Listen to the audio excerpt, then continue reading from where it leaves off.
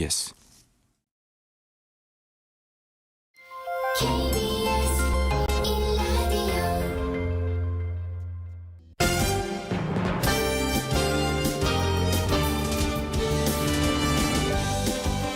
1라디오 KBS 1라디오 신사원의 오늘 세계는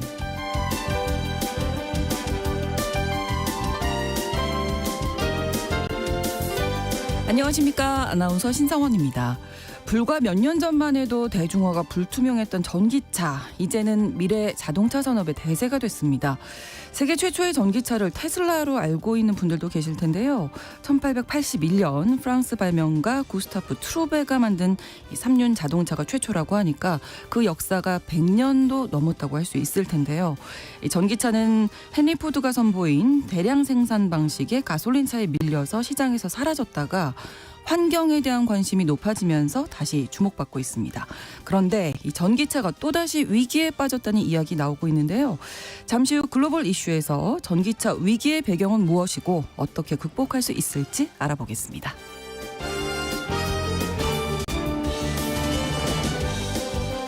오늘 주목할 국제사회 뉴스 헤드라인 뉴스와 키워드로 정리해드립니다. 그리고 통신원 취재수첩에서는 호주 소식 준비하고 있는데요. 호주의 현충일로 불리는 안작데이가 어떻게 시작됐는지, 호주 사람들이 이날을 얼마나 뜻깊게 보내는지 자세한 이야기 전해드리겠습니다. 5월 2일 목요일 KBS 1라디오 신성원의 오늘 세계는 시작합니다.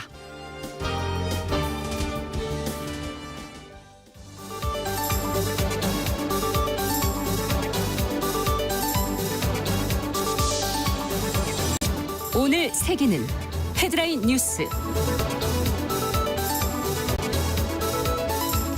미 연방준비제도가 6회 연속 금리를 동결했습니다. 미국의 중앙은행인 연방준비제도가 현지 시각으로 1일 기준금리를 현행 5.25에서 5.5%로 동결했습니다. 연준은 금리를 동결하면서 물가가 여전히 높은 수준에 있으며 최근 둔화세가 정체됐다고 평가했습니다. 이에 따라 연준의 연내 금리 인하 시작 시점과 회수 등에 대한 시장의 신중론이 더 확산될 전망입니다. 유엔 회원국들이 대북 제재 감시단을 직접 만들기로 했습니다. 유엔 회원국 50개 국가는 지난달 말 임기가 종료된 대북 제재 위원회 산하 전문가 패널을 대체할 독립기구를 설립하는 방안을 검토하기로 했습니다.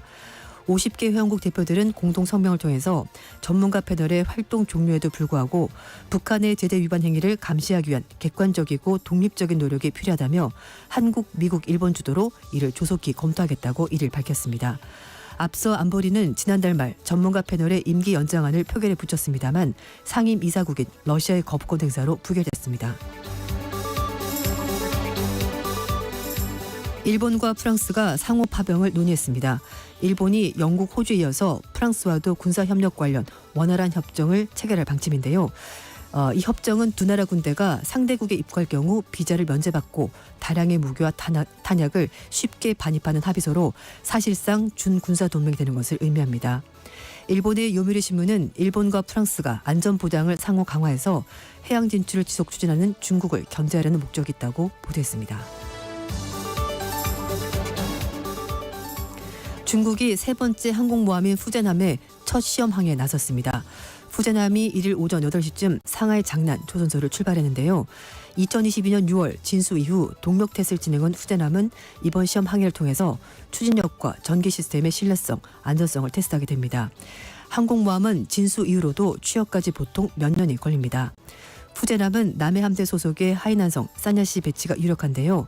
대만은 양안 분쟁이 발생할 경우 푸젠함이 대만에 실질적인 위협을 가할 것을 우려하고 있습니다. 영국 정부가 처음으로 망명 신청 탈락자를 루안다로 송환했습니다. 영국이 아프리카 루안다로 불법 이민자를 보내는 이른바 루안다법 승인 이후 처음으로 망명 신청 탈락자를 송환하기 시작했습니다.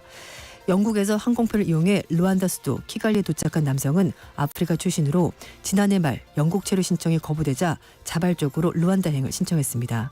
루안다법은 불법 이민자와 망명 신청자를 루안다로 보내는 난민 심사를 받도록 한 내용인데요. 그 대가로 생활비와 주거비 등을 5년간 지급한다는 내용을 담고 있습니다.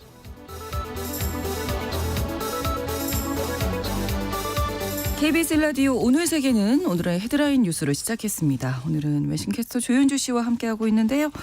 이번에는 키워드로 정리한 국제사회 뉴스 알아보겠습니다. 첫 번째 키워드, 고집불통과 협박의 대결. 네. 뭐 막상 막하였습니다. 진짜로. 지금 이스라엘과 하마스 간의 협상이 좀 진행이 되는 듯 했었는데요. 저희가 좀 희망이 보인다고 맞아요. 이렇게 말씀드렸었거든요. 근데 또 이 며칠 사이에 또 상황이 바뀌었습니다. 그렇군요. 일단 하마스가 만약에 이스라엘이 가자지구 남부 라파에 대해서 공격을 개시한다면 이스라엘과의 모든 직간접적인 휴전 협상 안 하겠다, 중지하겠다고 경고했습니다. 레바논 베이루트에 있는 하마스의 고위 관료가 한 얘기인데요. 이스라엘의 라파에 대한 군사작전을 시작하게 되면 중재국들 통한 모든 간접적인 휴전 협상도 중단하겠다고 경고했습니다. 네. 그러면서 하마스 지도자 그리고 하마스 군대 알카심 사단이 하마스 정파의 정치국과 여전히 긴밀하게 연락을 하고 있고 현재 가자지구 전선이 일어나고 있는 모든 현황에 대해서 하마스가 충분히 파악하고 있다 이렇게 말했습니다. 지금 네타냐후 이스라엘 총리도 휴전 협상 상관없이 라파 지상전 뭐 진행하겠다 그런 네. 입장 계속 나타내고 있죠. 사실 네타냐후 총리가 어쩌면 이번 사태에 불을 지폈다고 해도 과언이 아닌데요. 그래서 토니 블링컨 미 국무부 장관이 네타냐후 총리를 만나러 갔습니다. 네, 그래서 네. 일요일 대화를 나눴는데 라파 진입 작전에 대해서 이스라엘, 미국은 완전히 다른 입장이었고 그걸 확인했을 뿐입니다. 일단 미국은 피난민 수십만 명이 대표해 있는 이 라파에 만약 이스라엘군이 지상전을 시작을 한다면 절대 안 된다. 인명피해가 너무 많다라고 그렇죠. 반대를 하고 있는데 하지만 네타냐후 총리는 하마스가 전쟁 종식만 고집한다면 협상을 하지 않을 것이고 이스라엘은 라파에서 군사작전 개시할 수밖에 없다라고 재차 입장을 밝혔습니다. 그리고 하마스와 인질 거래가 라파 진입작전을 취소할 수도 있으면 전혀 아니라면서 인질 석방과 라파 작전 이거는 별개다 이렇게 선을 그었습니다. 이스라엘 언론들은 이스라엘 중재자 역할을 하고 있는 이집트를 통해서 지난 주말 사이에 하마스 측에 최신 협상안을 전달했는데 곧 답변이 있을 거다라는 예상이 있었습니다만 지금 예상을 깨고 다시 네. 양측 간의 긴장감이 높아지고 있는데요. 그러네요. 네. 일단 이스라엘 측이 제안한 협상안을 보면 40일간 휴전하고 이스라엘 인질 20명에서 33명을 이제 돌려주는 대가로 이스라엘이 데리고 있었던 팔레스타인 수감자 1000여 명을 석방하는 내용이었는데요. 석방 대상 인질에는 여성, 어린이, 50세 이상 남성, 중증 환자 이렇게 포함이 되어 있습니다. 네. 이스라엘 방문 중인 블링컨 장관이 하마스를 통해서도 하마스 측에도 휴전 협상안 제발 수용해달라 이렇게 다시 한 번 더 촉구했습니다. 아무튼 이 전쟁 상황이 하루가 다르게 맞아요. 정말 급변하고 있는데 이 변화가 조금 좋은 쪽으로 가는 변화이기를 네. 기대를 해보겠습니다. 어쨌든 중재국들의 역할이 좀 클 것 같습니다. 쉽지 않겠네요. 네, 맞습니다. 두 번째 키워드, 먹는 것까지 줄일 수밖에 없어요. 네. 예. 저는 일단 줄이지는 않고 있긴 합니다. 물가가 너무 많이 올랐죠. 그러니까요. 외식하기가 너무 부담스러워요. 맞아요. 밖에서 네. 밥 먹기가. 그렇습니다. 뭐 10,000원으로는 사실 먹을 만한 게 거의 없는 상황이 됐는데 미국도 지금 마찬가지인데요. 그렇죠. 미국은 지금 우리보다 물가가 더 올랐습니다. 그래서 앞에서 이제 연준이 금리 동결 했다는 소식 네, 전해드렸는데 네. 이것 역시 물가가 잘 안 떨어지고 사실 조금씩 계속 오르고 있거든요. 전 세계적으로도 고물가가 장기화되면서 소득이 낮은 사람들이 더 피해를 많이 보고 있습니다. 네. 미국 식품 대기업들은 저소득 가게들이 더 이상 가격 상승분을 감당할 수 없어서 식비마저 줄여서 소비 위축이 될 거다라고 우려하고 있다고 하는데요. 네. 영국의 파이낸셜 타임즈는 그 맥도날드 측에서 소비자들의 돈 쓰는 방식이 확실히 차별화되고 있다면서 이 코로나19 대유행 이후에 부유층 소비는 좀 더 아주 강력한 회복세를 보이는 반면에 소득이 낮은 사람들은 소비를 더 줄입니다. 그러니까 보통 격차가 더 벌어지는 K자형. 거죠. 네, 맞아요. 네, 소비가 네. 많은 사람들은 계속 돈을 쓰고 네. 없는 사람들은 더 좀 줄일 줄이고. 수밖에 예, 없고. 이렇게 이제 고통이 커지는데 예. 이 회사 측의 1분기 전 세계 매출이 작년 같은 기간보다 1.9%인데 그쳤습니다. 예상치 2.1%보다 적었고요. 네. 이 회사 측은 경제적으로 어려운 고객들이 이제는 패스트푸드 먹는 것까지 줄이고 있다. 집에서 음식을 만들어 먹는다라고 설명을 했습니다. 그리고 음료회사 코카콜라 역시 소비 둔화 신호가 감지되고 있다는 입장인데요. 네. 회사 관계자는 저소득 소비자의 물가 부담이 점점 커지면서 북미 지역의 식당, 술집에 대한 판매가 예상보다 저조했다고 밝혔습니다. 저소득층의 구매력이 약화되면서 소비 방식도 달라지고 있다는 것이 분명히 확인이 되고 있다고 말했는데요. 네. 식품회사인 네슬레의 경우도 간편식, 냉동 제품 판매 부진 때문에 1분기 매출이 전년 동기 대비 무려 7% 감소했습니다. 그래서 회사 관계자는 지속적인 물가 상승 때문에 저소득층의 구매력이 무려 50% 줄었다고 분석했습니다. 그러니까 이게 사람이 먹고 살아야 되는 건데 네. 그 먹는 것조차도 이제 줄인다는 거고 맞습니다. 더 저렴한 제품을 파는 매장을 찾고 있다고요. 네, 맞습니다. 이 고물가 부담이 점점 커지자 소비자들이 조금이라도 싼 물건 찾기 위해서 더 많은 저가 매장들을 돌아다니고 있다고 합니다. 네. 한 데이터 분석 업체에 따르면 미국 소비자들이 최근 1년간, 그러니까 2023년 3월 달부터 올해 2월 달까지 평균 20.7개 소매업체를 가서 식품을 구매했다는 건데요. 네. 예를 들면 A 매장 갔더니 뭐가 싸. 네. B 매장 갔더니 뭐가 싸. 그러니까 네네. 예전에는 그냥 간 김에 다 사지 뭐 여기서. 사실 그렇군요. 네, 그게 근데 효율적이잖아요. 효율이죠. 네. 근데 효율을 따지기에는 물가가 너무 높으니까 여기서는 이 물건 사고 다른 매장 가서는 좀 더 싼 물건 사고 그러다 보니까 방문하는 매장 수가 늘어났어요. 늘어나게 된 겁니다. 4년 전 대비해도 무려 23% 증가한 수치인데 뭐 할인 혜택, 행사를 활용한 소비자들도 점점 늘어나고 있다고 합니다. 월세 터널은 식료품이 가계 예산에서 30년 만에 가장 높은 비중을 차지하면서 많은 사람들이 좀 더 만족스러운 소비를 위해서 이렇게 이동이 많아진 것 같다고 설명했습니다. 이 장기 인플레이션에 따른 경제적 부담이 저소득층에 집중이 되면서 소비 격차도 점점 늘어나는데요. 그렇죠. 그 시티그룹이 1분기 소매업체 신용카드 사용액을 봤더니 이게 좀 줄었다고 하는데 네. 전체 신용카드 지출액은 오히려 늘었다고 합니다. 그러니까 많이 쓰는 사람들은 아예 많이 쓰고 네네. 안 쓰는 사람들은 점점 안 쓰다 보니까 더하기 빼기 했더니 전체 금액은 늘었다라는 거죠. 네. 이거 뭐 남의 얘기가 아니네요. 미국만의 얘기가 아니어서. 예. 저도 요즘에 마트에서 식료품 사기는 조금 부담스러워요. 맞아요. 신선식품은 비싸거든요. 그래서 몇 가지 담지도 않았는데. 네, 그래서 가격이 조금 시간이 걸려도 재래시장을 가는 네, 그렇게 하고 있습니다. 네. 현명한 소비가 필요하지 않나. 경제는 좀 맞아요. 언제 좋아질까요? 그러니까요. 다음 키워드입니다. 나 다시 돌아갈래. 맞아요. 이것도 사실 물가랑도 관련이 있는 얘기인데요. 예. 중국에서도 지금 고물가 때문에 고향으로 다시 돌아가서 거기서 취업을 해서 창업하고 이런 청년들이 점점 늘고 있다고 합니다. 네. 그러니까 뭐 상하이 같은 대도시에 살다 보면은 차 떼고 포 떼고 뭐 다 떼고 나면은 비용 떼고 나면 뭐 손에 쥐는 게 없는 거죠. 그렇죠. 일은 하는데 남는 건 없고. 네. 그러니까 부담스러우니까 차라리 그럴 바에는 조금 규모가 작은 도시로 돌아가거나 아니면 고향으로 돌아간다는 건데 게다가 취업이 점점 어려워지고 경쟁이 너무 심한 대도시에서 주거비도 올라가고 물가도 올라가다 보니까 저렴한 소도시로 이주해서 정착하는 수요가 점점 늘고 있다고 합니다. 네. 그래서 블룸버그 통신이 인구 유입과 소비 지출이 꾸준히 늘고 있는 중국의 소도시를 조명했는데요. 특히 대학 졸업하고 나서 대도시가 아니라 보통 다들 큰 도시에 가서 그렇죠. 멋진 회사에 취직해서 월급 많이 받을 거야라고 하는데 막상 생활비 쓰고 나면은 남지가 않는 거죠. 그래서 소도시에서 직장을 찾거나 창업을 하고 있다고 합니다. 네.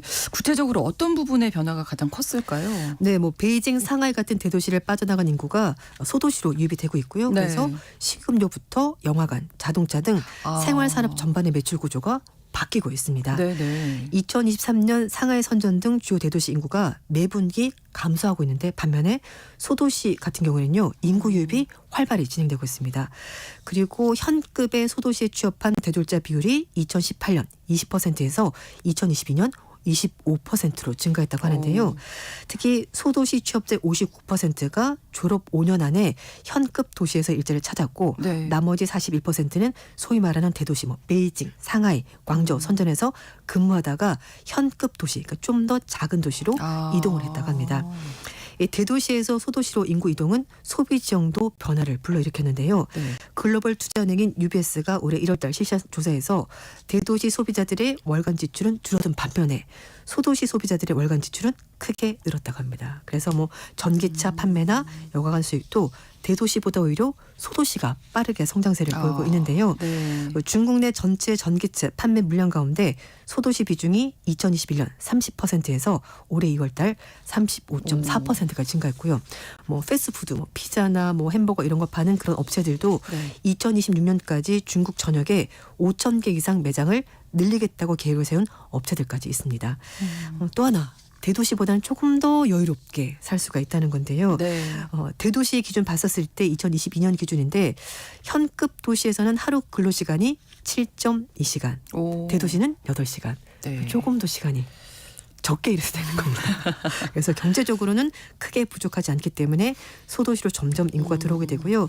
또 중국의 지방 정부들도 인재 유치를 위해서 뭐 생활 보조금도 주고 임대주택도 공급하면서 다양한 유인책을 내놓고 있습니다.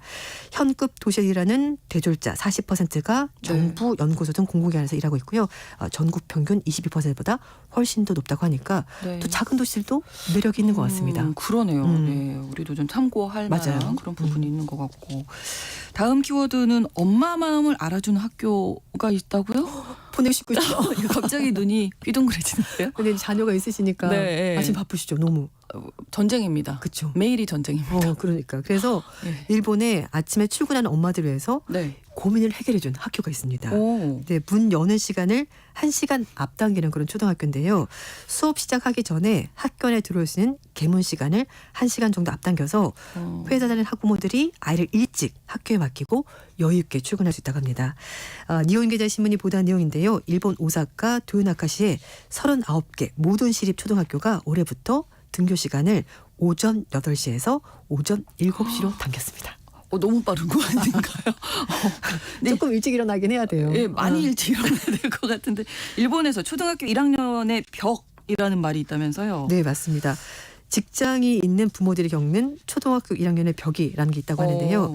이 초1의 벽은 초등학교 진학을 계기로 이른 아침에 이제 아이를 맡길 곳이 없는 직장인들이 너무 고민을 하는 거죠. 그래서 그렇죠. 네. 미취학 나이까지는 연장 보육이 가능해서 이른 아침에 맞아요. 아이를 맡길 만한 어린이집이 있는데 맞아요. 초등학교를 네네. 들어가게 되면은 학교 문 여는 시간에 맞춰가지고 그렇죠. 애를 보내야 되는데 본인 출근 준비해야지. 예. 애 데려다 줘야지.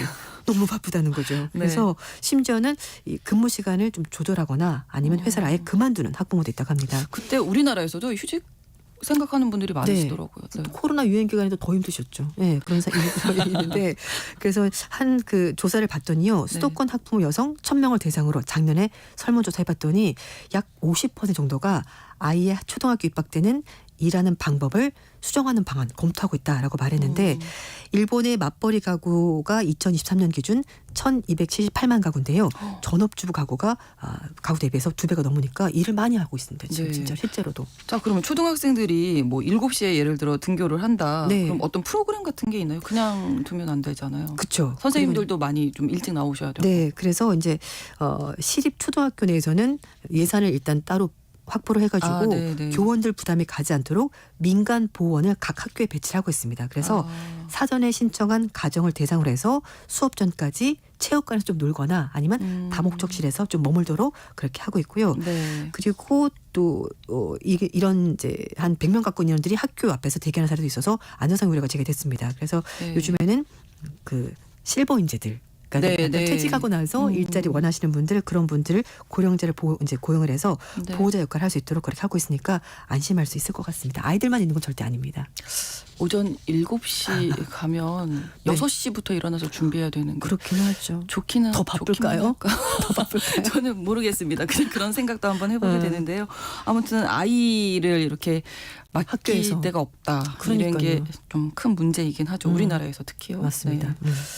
다음 키워드 미래의 고객이 아니라 상품일 뿐이다. 이건 또 무슨 얘기인가요? 네, 프랑스에서 3세 미만 아이들의 영상 시청 금지 그리고 13살까지 스마트폰 소지 금지 방안을 검토를 하고 있는데 아예 나라에서 금지하는 네, 거예요. 이제 이걸 하기 전에 전문가들이 진짜 이렇게 해도 괜찮은지를 네. 이제 조사를 해본 건데 그랬더니 전문가들은 이렇게까지라도 해야 된다라고 한다. 이제 보고서를 정부 측에 제출한 겁니다. 3세 미만의 영유아의 경우 TV를 포함한 영상 시청의 전면 금지. 네. 그리고 3살부터 6살까지 어린이는 교육적인 콘텐츠만 시청하도록 부모가 제한을 해야 된다. 그리고 휴대전화 사용은 11살 때부터 네. 휴대전화 통한 인터넷 접속은 13살부터 해야 된다라고 전문가들이 얘기를 하고 있습니다. 그리고 또 하나 소셜미디어 사용은 15살부터 허용하되 윤리적인 소셜미디어로 한정해야 되고 뭐 틱톡, 인스타그램, 스냅챗 이런 것들은 만 18세가 돼야지 접속을 해야 된다고 전문가들이 권고를 하고 있습니다. 네, 전문가들이 제시를 한 거니까 다소 좀 이제 너무 이렇게까지? 엄격하지 않나. 근데 맞는 것 같기는 한 것 같아요. 네. 이유가 있을 텐데요. 네, 전문가 그룹에 포함된 사람들이 신경학자, 중독 전문 정신과 의사 이렇게 총 10명으로 구성이 되어 있습니다. 네. 이 전문가들은 어린이들이 상품이 되고 있다. 이렇게까지 표현했습니다. 그래서 이제 관련 업계가 네. 모든 형태의 인지적 편견을 이용해서 아이들을 화면에 잡아두고 있고 통제하면서 결국 이걸 통해서 수익을 창출하는 전략을 쓰고 있는데 이 전략으로부터 아이를 보호해야 되는 거죠. 네. 보통 이제 뭐 그 기업들이 어릴 때부터 뭔가 쓰도록 해서 나중에 미래까지 이 제품을 쓰도록 해서 이제 미래 고객이다 이렇게 말하는데 전문가들은 미래 고객이 아니라 아이를 그냥 상품으로 취급하는 거다라고 아주 강하게 얘기를 하고 있습니다. 네. 보고서에 대해서 프랑스 정부가 어떻게 이제 방침을 정할지는 아직 불확실하는데 마크롱 프랑스 대통령은 지난 1월달에 어린이들의 영상 시청, 스마트폰 사용이 금지하거나 제한할 수 있다라고 이미 입장을 밝힌 바 있기 때문에 전문가 의견이 반영될 가능성이 좀 있고요. 네. 미국의 소아과 학회 측에서도 2살 이전에 미디어 노출은 권장하지 않고 있고요. 네. 또 해외 연구진들도 연구한 거 보면 MR을 통해서 관찰을 해봤더니 영유아의 미디어 노출은 뇌 인지 기능 정반을 활성화하기보다는 그냥 자극하는 것밖에 안 된다고 합니다. 그래서 그렇죠. 그것보다는 사람들과 친구들과 부모님과 주변 사람들과 네, 네. 상호작용하는 것이 뇌 발달에 훨씬 더 도움이 된다고 합니다. 네. 어른도 사실 맞아요. 끊기 힘들잖아요. 그러니까. 네. 아이들은 오죽 당연히 하겠습니까? 안 될 것 네. 같습니다. 그러니까 이제 주변에서 어른들이 많이 통제를 도와주셔야 됩니다. 맞습니다. 자, 다음 키워드 8,000개의 풍선이 달린 집. 예. 네. 얘기해 볼까요? 네, 영화 업 보셨습니까? 애니메이션 영화인데요. 네. 진짜 이렇게 업. 업 아, 올라가는 못 건데 봤습니다. 아직. 풍선에 진짜 수천 개 풍선이 달려가지고 그 집을 타고 이렇게 여행하는 그런 와. 애니메이션 영화인데요. 네. 실제로 이런 집이 올 여름에 볼 수 있습니다. 가능해요? 풍선으로 끌어올린 집? 근데 약간 트릭이 있는데요. 네. 풍선으로 끌어올리는 거 아니고 네. 크레인을 이용해서 들어올리긴 하지만 풍선은 달려 있군요. 그래서 마치 보면 풍선 때문에 집이 올라갈 것 같아라고 상상할 수 있을 정도로 네, 그 정도로 네. 잘 만든 건데요. 숙박 공유 플랫폼 업체인 에어비앤비가 올 여름에 컬처 아이콘 이벤트를 진행을 합니다. 그래서 우리가 영화에서 봤었던 거라든지 아니면 상상했었던 그런 여러 가지 집들이 실제로 등장한다고 하는데요. 네. 전 세계 11곳에 특별한 숙소를 마련했습니다. 이 회사의 공동 창업자는 컬처 아이콘을 통해서 지금까지 상상 속에서만 존재했던 세계를 직접 경험하는 것이 목표라면서 지구상에서 아주 가장 특별한 경험을 할 수 있을 거라고 홍보를 좋네요. 했습니다. 네. 디즈니 픽사가 만든 애니메이션 명작 업 이게 이제 진짜 실제로 구현이 된다고 하는데요. 네. 뉴멕시코주 아베큐에 직접 집을 만들었고요. 집 내부 다 그대로 영화에서 본 것처럼 똑같이 만들었다고 하고 실제로 풍선 8,000개가 달려 있는데 네. 떠오르는 건 제가 말씀드린 것처럼 크레인 대형 크레인을 이용해서 집을 장착 띄운다고 합니다. 이것 네. 외에도 그 또 다른 애니메이션인 인사이드 아웃의 감정제어 본부 기억나시죠? 네, 네, 이렇게 네. 컨트롤 타워에 이렇게 있는 그 예. 그것도 이 회사 측에서 오. 컬처 아이콘 숙소로 직접 구현했다고 하고요. 네. 프랑스 파리를 대표하는 오르세 미술관도 하룻밤 보낼 수 있도록 숙소로 탈바꿈한다고 하니까 네. 혹시 관심 있으시면 뭐 네. 찾아보시면 나올 겁니다. 네. 오늘의 헤드라인 뉴스와 키워드 외신캐스터 조윤주 씨와 함께했습니다. 고맙습니다. 네, 감사합니다. KBS 라디오 오늘 세계는 1부 마무리하고 11시 30분부터 일부 지역에서 해당 지역 방송 보내드리겠습니다. 8,000개 풍선이 달린 집을 떠올리면서 네나의 노래 99 Red Balloons 듣겠습니다. You and I in a little toy shop. Buy a bag of balloons with the money we've got. Set them free at the break of dawn. Till one by one they were gone. Back at base, box in the software. Flash the message. Something's out there. Floating in the summer sky. 99 red balloons go by.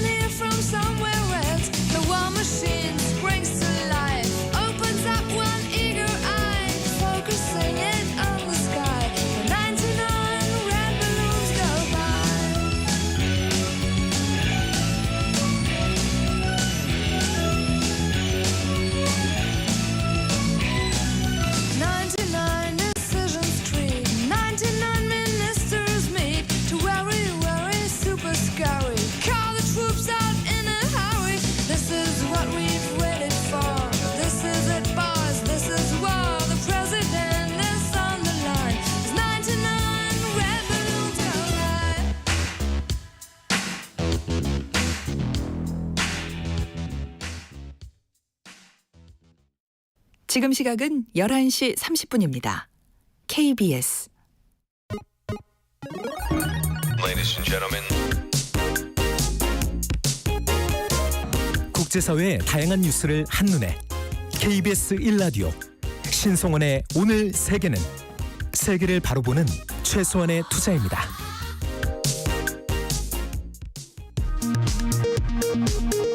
이 시각 라디오 정보센터 뉴스입니다.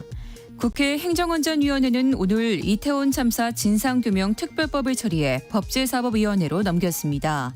국민의힘과 더불어민주당은 어제 이태원 특별법의 핵심 쟁점을 수정해 오늘 본회의에서 처리하기로 합의했습니다. 해병대 최상병 사건 수사 위압 의혹을 수사하는 공수처가 핵심 피의자인 박경훈 전 국방부 조사본부장 직무대리를 소환 조사 중입니다. 공수처는 이르면 이번 주 안에 김계환 해병대 사령관을 불러 조사할 방침입니다. 지난달 소비자 물가 지수가 1년 전보다 2.9% 상승했습니다. 2월과 3월 3%를 웃돌던 물가 상승률이 석 달 만에 2%대로 내려왔습니다. 밥상 물가와 직결되는 신선식품 지수는 19.1% 상승했습니다. 미국의 중앙은행인 연방준비제도가 기준금리를 현행 연간 5.25에서 5.5%로 동결했습니다. 지난해 9월 이후 6회 연속으로 동결입니다. 한국은행은 미국 연준의 향후 통화정책과 관련된 불확실성은 여전히 높은 것으로 평가된다며 여러 대외 불확실성 요인이 상존해 있는 만큼 앞으로도 각별한 경계감을 가지고 시장 상황을 점검해 나가겠다고 밝혔습니다. 안전성 조사 결과 안전 기준치에 미치지 못하는 완구 등 어린이 제품 8개에 대해 리콜 명령이 내려졌습니다. 특히 적발된 완구 가운데에선 간과 신장 등이 손상될 수 있는 프탈레이트계 가수제 기준치가 126배 검출된 제품도 있었습니다. 미국이 팔레스타인 주민들에게 바닷길을 통해 식량을 공급하기 위해 가자지구 앞바다에 건설 중인 임시부두가 빠르면 이번 주말부터 가동될 예정이라고 미 정치 전문 매체 폴리티코가 보도했습니다. 지금까지 라디오 정보센터 뉴스 정한나였습니다.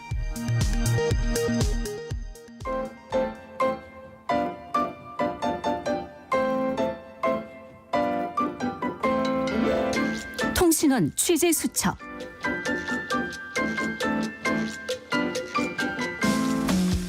통신원 취재 수첩, 오늘은 호주 시드니 연결해 보겠습니다. 나혜인 통신원이 기다리고 계신데요. 안녕하세요.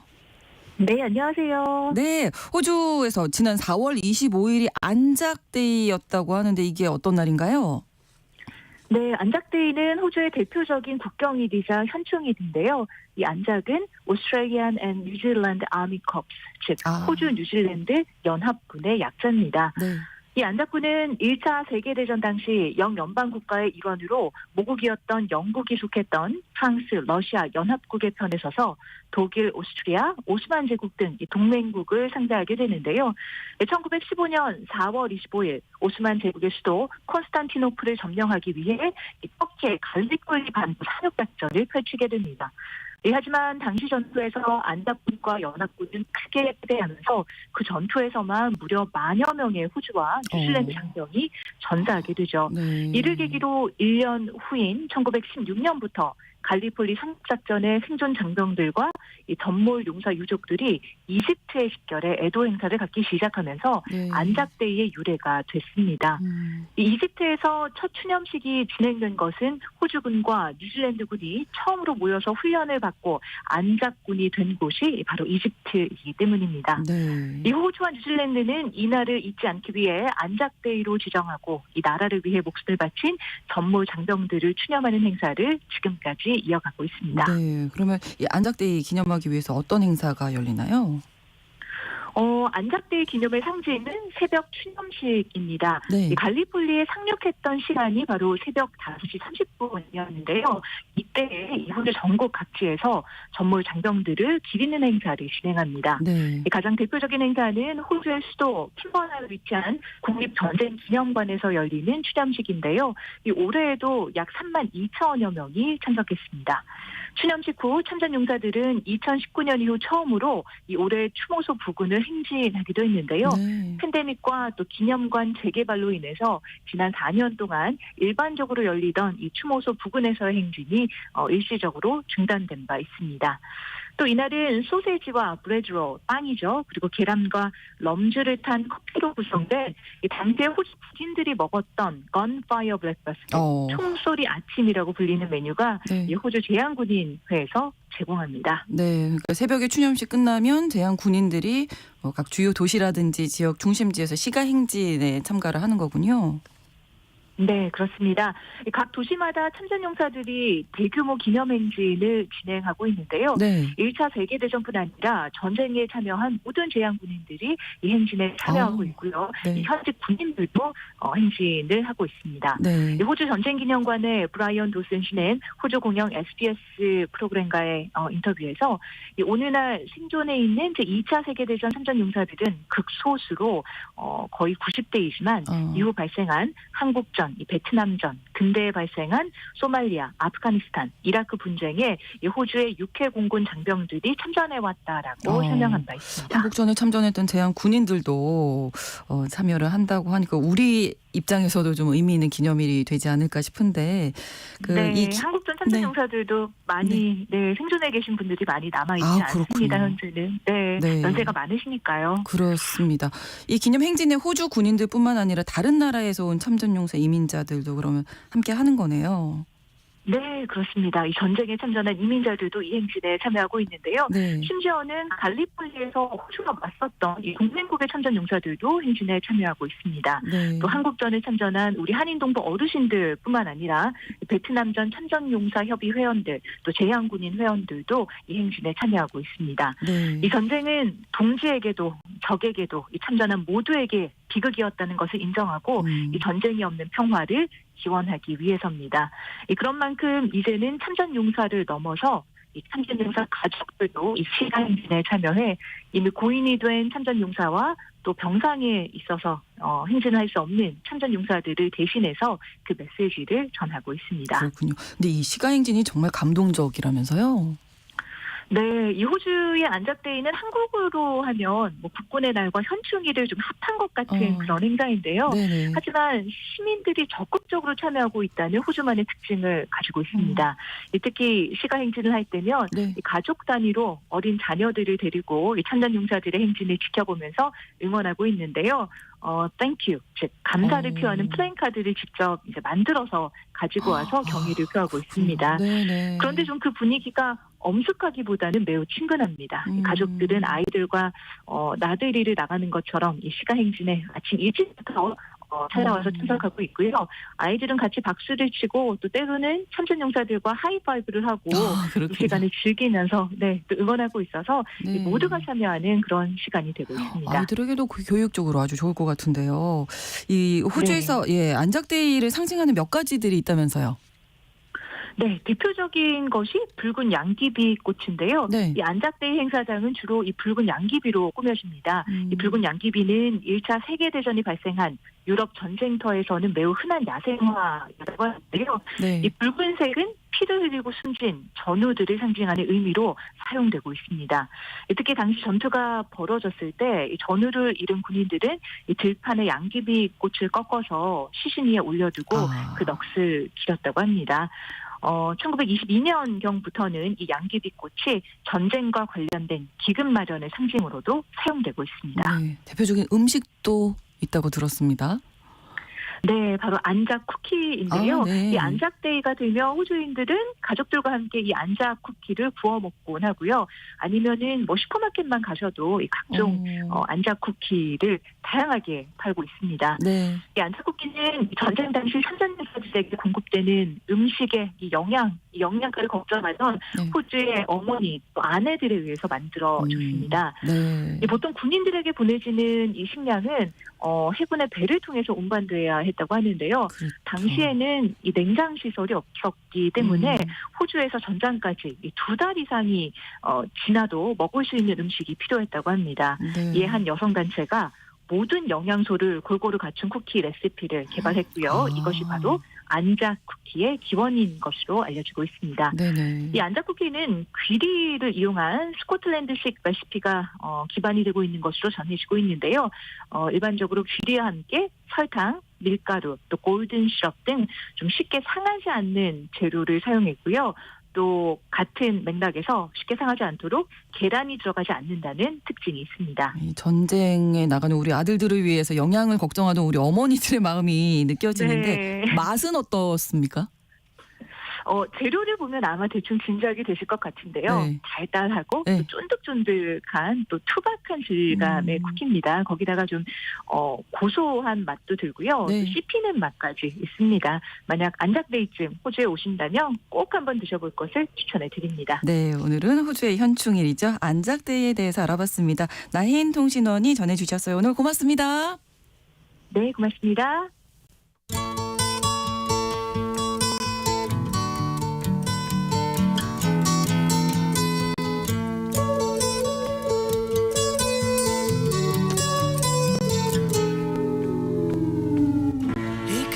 브레이크 없이 계속 질주할 것 같았던 전 세계 전기차 산업의 성장이 잠시 멈췄습니다. 이 성장의 골짜기, 이른바 캐즘에 빠졌다 이런 이야기도 나오고 있는데요. 전기차의 대명사격이었던 테슬라 역시도 성장이 멈추고 대규모 해고를 계획하는가 하면 주가도 곤두박질 쳤죠. 오늘 글로벌 이슈에서는 그래서 이 세계 전기차 시장의 현재와 미래 짚어보도록 하겠습니다. 한양대학교 김광석 겸임교수를 오늘은 전화로 만나보겠습니다. 안녕하세요. 네, 안녕하세요. 네. 자, 저희가 오늘 좀 이 전기차 이야기 하기 전에 알아볼 것이 있는데 네.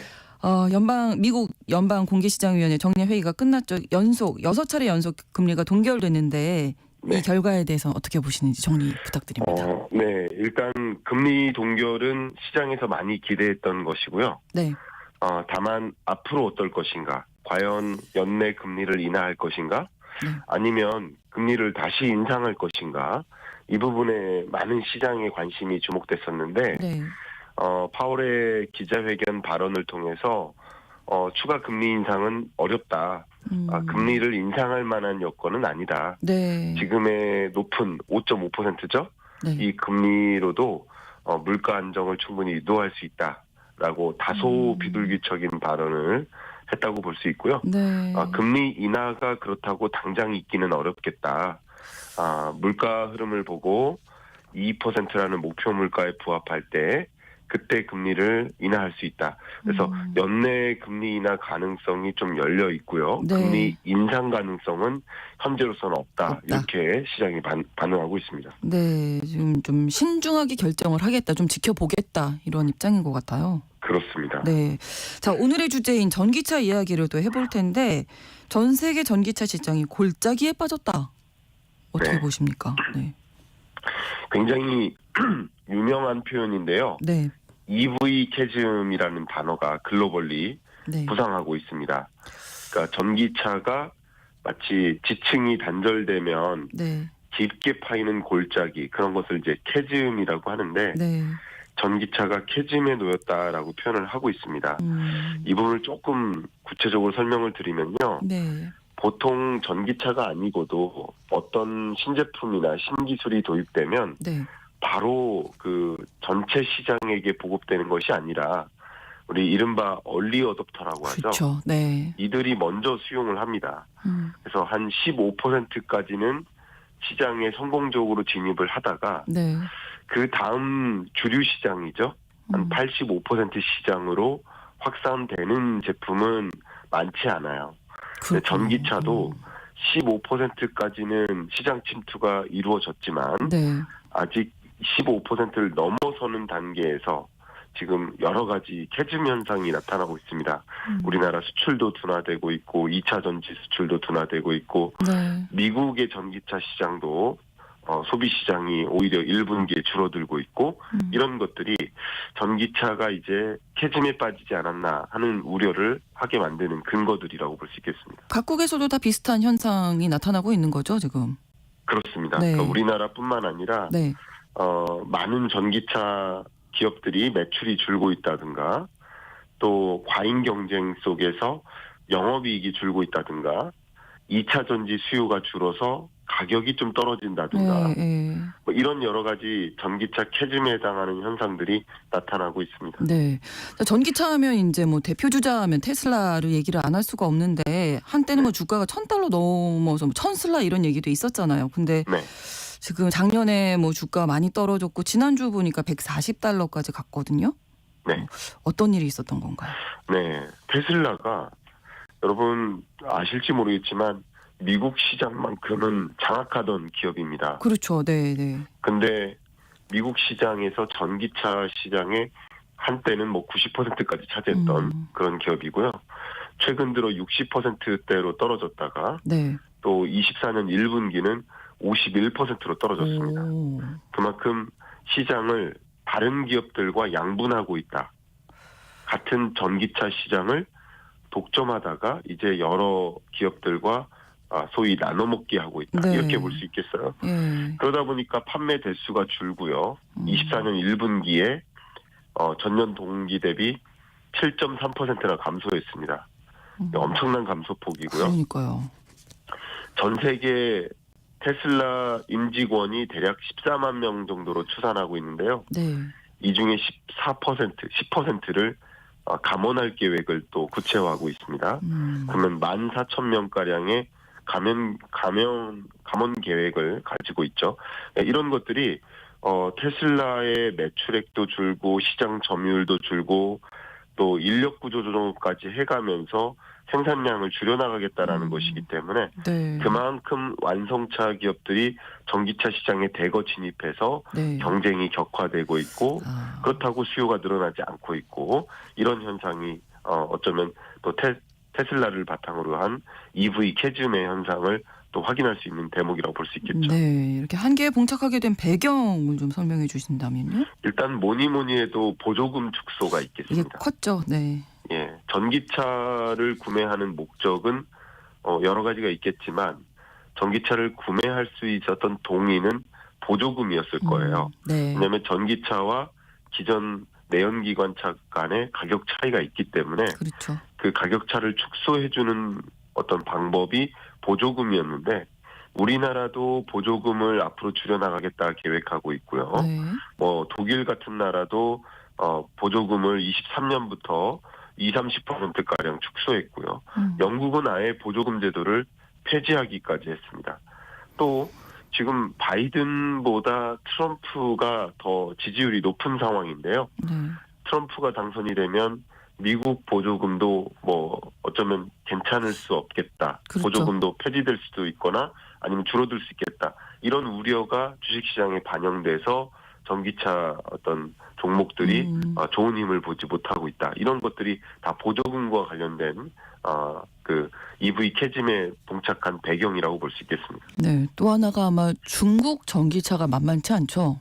그렇습니다. 네. 그러니까 전기차가 정말 출연율 경쟁으로 치닫고 있거든요. 네. 중국 정부가 중국 내부 시장을 중심으로 시장의 영향력을 키우고 또 어떤 독과점적 영향력을 가지고 세계 시장을 공략하고 있는 모습이고요. 예. 워낙 중국 전기차가 가격 경쟁력이 높기 때문에 그렇죠. 글로벌 시장을 지금 장악해 나가고 있고요. 중국의 비아디라든가 지리, 상하이 자동차 이런 중국 기업들이 덩치를 키우면서 우리 한국 시장도 진입할 것을 좀 공격적으로 선언하고 있는데요. 뭐 예를 들어 비아디 같은 경우 한국의 진입을 준비하고 있는데 네. 이미 환경 영향 평가는 마쳤고요. 인력을 구축하고 있는데 비아디가 생각하고 있는 우리 한국에 진출할 네. 이 전기차 모델의 가격이 네. 한 2,200만 원 수준이에요.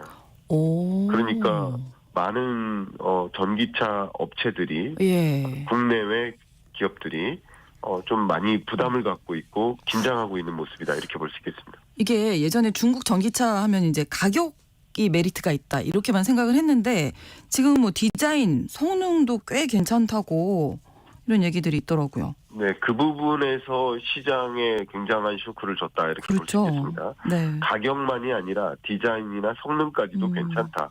그러니까 성능하면 전기차의 성능에 가장 중요한 게 짧은 그 충전 시간에 오래 지속 그 주행이 가능한 주행을 할 것. 수 있어야죠. 네. 그런데 애플 짝퉁으로 불렸었죠. 샤오미. 네. 이 샤오미가 예. 5천만 원대 전기차 오. SU7을 출시했고요. 네. 27분 만에 5만 대 주문이 돌파됐습니다. 그렇군요. BYD도 마찬가지 아토3 뭐 이런 여러 가지 전기차 모델들이 가격은 물론이고 성능이나 디자인 면에서 뭐 정말 비교하기에 뭐 열이하지 않는 그런 모습들을 그러네요. 보이는 것 이런 것들이 좀 부담이 되는 것이죠. 이러다 보니 이제 다른 업체들도 긴장을 할 수밖에 없는데 테슬라가 실적 발표 이후에 이제 하락을 하다가 이번 주 월요일에 15% 주가가 급등을 했다가 또 하루 만에 5% 넘게 하락하고 이거 너무 널뛰기 아닙니까? 네, 그렇습니다. 예. 이 테슬라에 또 관심을 갖고 있는 것이 전기차도 있는데요. 네. 바로 자율주행차라고 볼 수 있고요. 네. 테슬라가 가장 잘하고 독보적으로 영향력을 갖고 있는 것이 소프트웨어입니다. 네. 이 자율주행에 필요한 주행 보조 소프트웨어인데요. FSD라고 합니다. 네. 이 영역에서 규제 문턱을 넘어섰다라고 하면서 주가가 치솟은 거죠. 자율주행 시대를 또 압도하겠다라는 기대인 거죠. 네. 근데 그 기대만큼 또 비관론도 나온 겁니다. FSD 허가를 최종적으로 받기 어려울 수도 있다. 허가를 받아도 실제 판매 수익이 그리 크지 않을 수 있다. 그래서 시장이 과한 기대를 했다가 또 너무 과한 기대였네 하면서 실망하면서 조정되고 급등락을 이어가고 있다 이렇게 볼 수 있겠습니다. 그렇군요. 그러면 다른 기업들과 비교를 해봤을 때 테슬라 같은 경우에 자율주행이 어느 정도나 앞서 있는 상황인 건가요? 네, 테슬라의 자율주행 기술은 그 어떤 자율주행차의 기술보다 네. 소프트웨어적으로 우위에 있다라고 볼 수 있고요. 자율주행 기술의 핵심이 그동안에 얼마나 자율주행을 했는지 시도를 했는지 그렇죠. 누적된 데이터거든요. 네, 네. 데이터 경쟁력이 최우선인데 그 어떤 자율주행차보다 어떤 시험 주행을 많이 했습니다. 그래서 자율주행 능력이 가장 높다라고 현재 평가받고 있습니다. 예, 이게 경제적인 가치로 환산해 볼 수 있을까요? 예, 경제적인 가치로도 환산이 당연히 되고요. 네.